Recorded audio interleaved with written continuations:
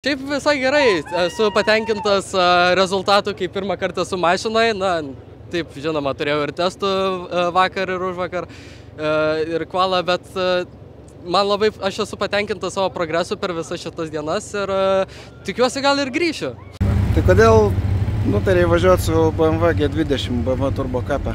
Kadangi žinau, kad tėtis važiuosi į Poznanę ir žinau, kad su manim irgi atsitems, tuo pačiu ir kadangi Gelūnas prikalbėjo, kad irgi reikia važiuoti į Poznanę, tai kaip pasiūlė važiuoti su G20, tikrai pasakiau, kad tik galiu, nes važiuoju 2 valandas, o per sprintą aš nieko neveikiu, tai dėl to aš atsiradau tame G20.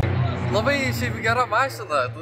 Aš net Džinetai pritaikiau dalykus, kuriuos išmokau iš G20, tai gerai parodo, kad pradžiai yra tobula mašina mokintis ir šiaip labai geras kaifas su ją ieškoti, kur yra tas pagrindinis autosporto limitas žiedą, bei gera konkurencija yra, tai labai gerai išmokina ties tuo.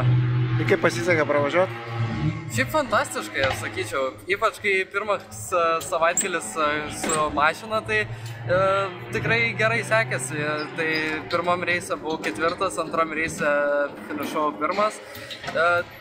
Sakyčiau, tikrai geras rezultatas iš tiek, kiek aš sėdėjau toj mašinai, bet žinoma, daugiau kilometrų būtų ir geriau, bet čia vėlgi atėjau, padariau, ką aš norėjau ir pasidžiaugiau. Labiausiai padėjo greitėti, žinoma, komandos treneriai. Aš labai dėkoju jiem už laiką ir kantrybę, sakom, kad išklausė ir mano visas idėjas ir pateikė savo idėjas. Taip pat labai iš kitų daug driverių susirinkom datą ir žiūrėjom ties kuo ir kiti ir aš pats galiu tobulėti. Tai labai ačiū jiem. Taip pat su mašina aš kaip ir nelabai ką ir keičiau, bet vis tiek labai noriu padėkoti mechanikams KTK, kurie irgi sutvarkė ir diferencialą, kuris biškį uždarniavo ir paruošė mašiną šiam gonkiam.